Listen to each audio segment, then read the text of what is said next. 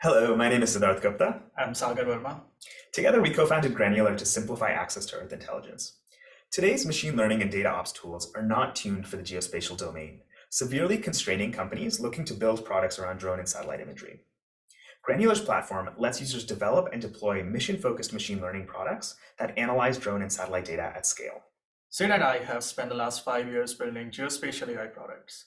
After realizing how painful it can be to manage ML and geospatial data, we set out to fix the underlying infrastructure issue. With the support of a $650,000 DoD contract and Techstars Boston, Granular is excited to announce the launch of its GeoEngine beta product. We are currently testing out our product with over 300 beta users.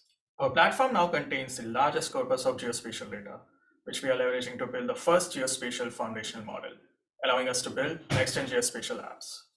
We have built a government pipeline with $2 million in potential revenue for the first half of 2023, and on the commercial side are working with directors of ML and product in insurtech startups as our beachhead market.